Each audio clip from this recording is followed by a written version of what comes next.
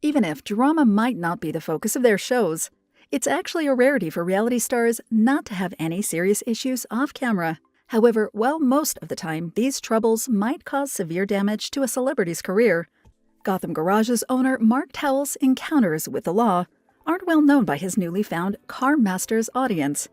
Counting legal battles against big companies, former employees, and clients, the truth is that Mark Towle has been in court on a number of occasions for sometimes surprising reasons. So how many legal troubles has he been in? And has he lost any money in court? Keep with us to know more about Mark Towle's surprisingly dark past. Probably the most publicized legal trouble Mark Towle has ever faced is the lawsuit filed against him by DC Comics. As it happens, for years one of Mark's most commented upon works was his Batmobile replica, which he sold in the already established Gotham Garage from the early 2000s.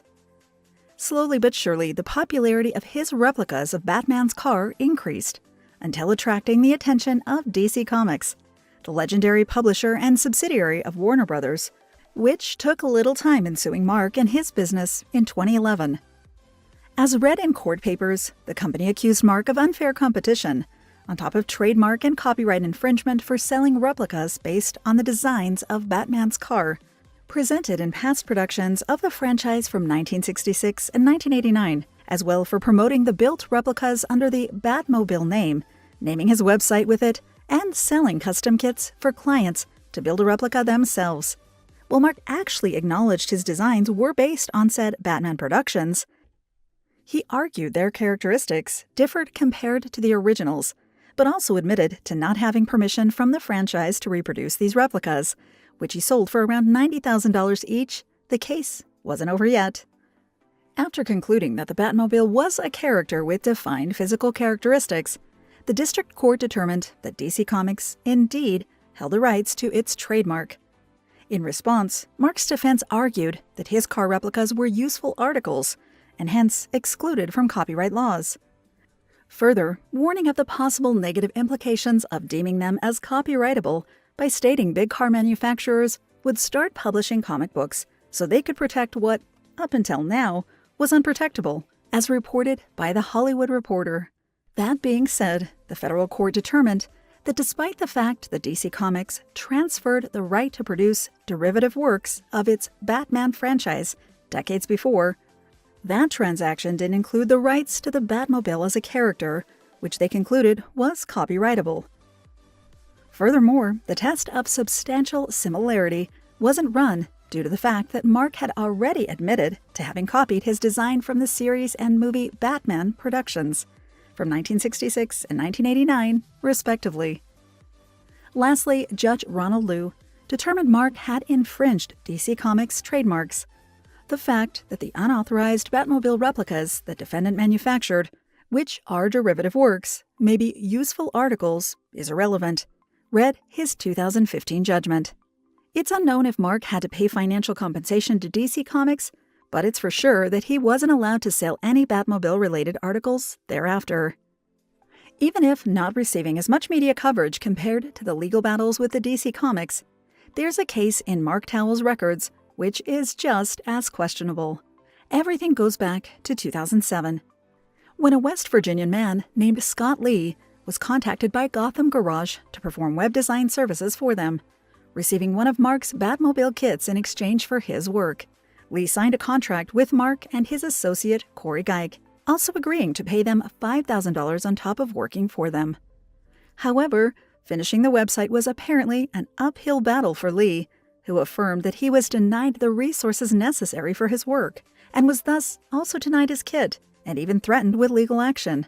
For 4 years my work was displayed for Mark Towle to sell $90,000 replicas, which he stalled completion of the project and held most of my work captive, as reported by the Journal. According to Lee, 3 years later he was lured into signing another contract, paid an additional $3,000 to get his Batmobile kit, but another 17 months passed without a positive outcome. All the same time, Lee claimed his original kit was old, and therefore Mark was unable to build or sell other Batmobile replicas due to the then ongoing court cases DC Comics filed against him. In 2011, Scott Lee was sued by Mark Towle for unlimited damages, which according to Lee was surprising to say the least. I couldn't believe it. He simply quit the projects and stiffed me. I never did anything to deserve this, as reported by the Journal. Subsequently, Lee countersued Mark and had the initial lawsuit against him dismissed, but his own case didn't proceed further due to lack of jurisdiction.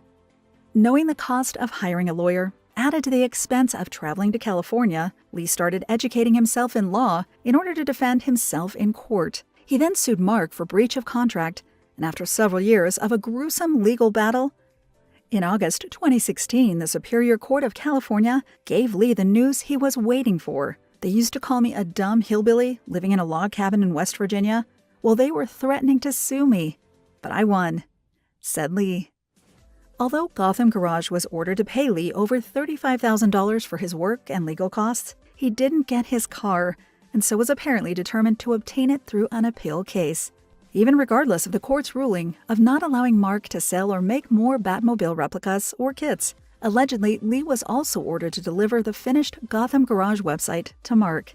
Besides the eyebrow-raising statements of Scott Lee about his complicated work relationship with Mark Towle and Corey Geik, there's a lot more to uncover in this case. Lee explicitly detailed his legal battles against Gotham Garage through several Batman-related online forums, and especially on the website taken by Towle, the latter also revealing some alleged incidents involving Towle's business. According to documents posted by Lee, a Texas woman named Sandra McKee apparently lost around $8,000 in a never-finished replica of the Munster coach from the TV series The Munsters, but didn't sue Gotham Garage due to the high legal costs that would ensue, as read in the affidavit signed by McKee. There's also another incident, which, despite not ensuing with legal action, was quite questionable.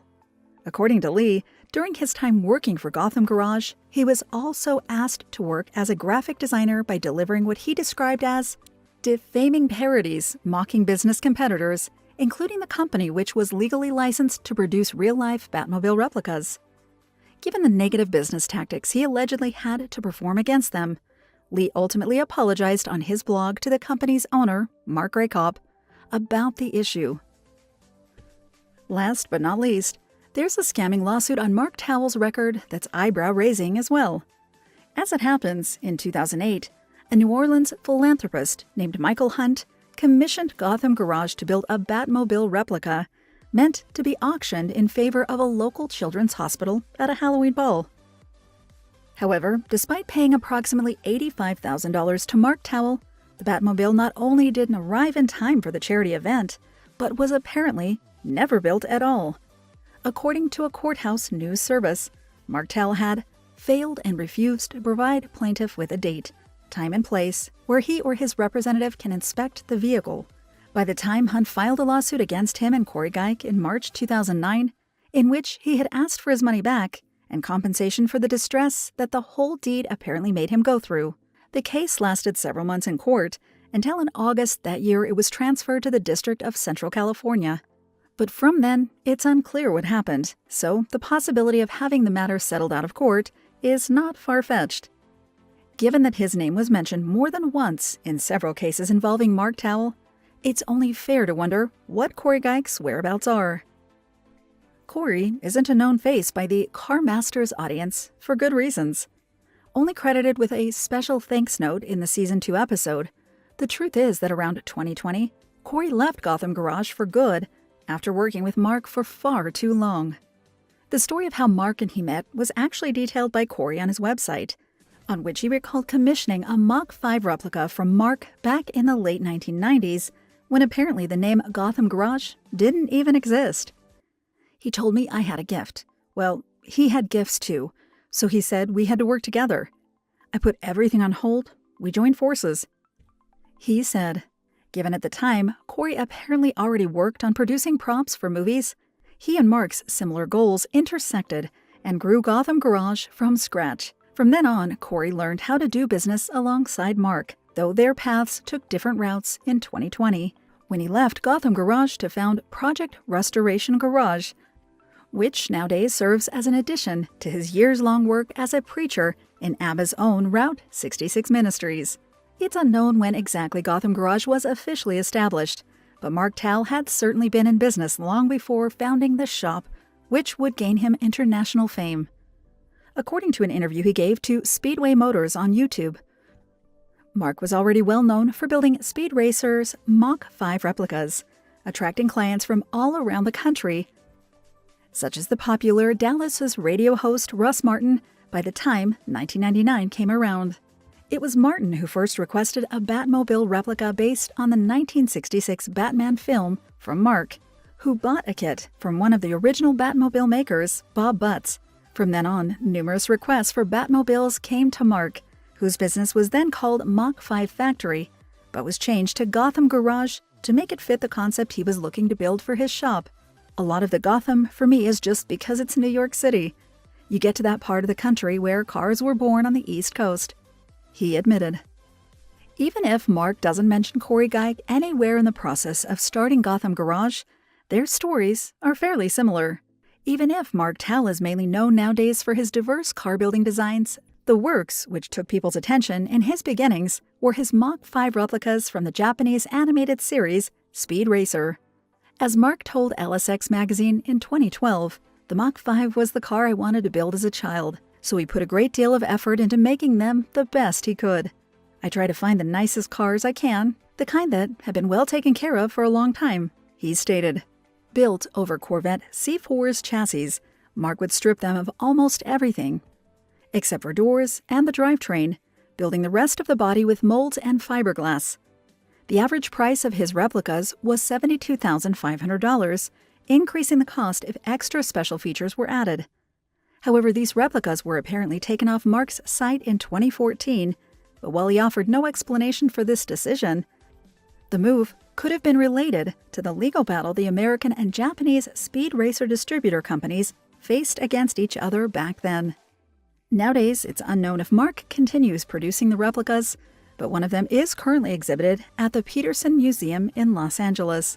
The way Gotham Garage became the central focus of a show such as Car Masters Rust to Riches happened in a very conventional way. Due to the fame Mark had already gained throughout his car-building career, his work took the attention of Michael Lutz, who along with other producers had a clear idea of a new car show for Netflix. However, upon meeting Mark in person, they realized that Gotham Garage wasn't as they'd imagined, and so changed the concept to fit what the business was really like, as Mark told Speedway Motors on YouTube. Since its premiere in 2018, Car Masters and Gotham Garage have certainly kept away from scandal, and there's nothing left for us other than to wish that it continues that way for a long time and continues to attract a strong audience. Thank you for spending some time with us. Make sure to like and subscribe so you never miss another video. We also handpick these videos, which we recommend you watch next. You can talk to us on all social medias or ask a question in the comments below. Thank you for being with us, and we'll see you back tomorrow.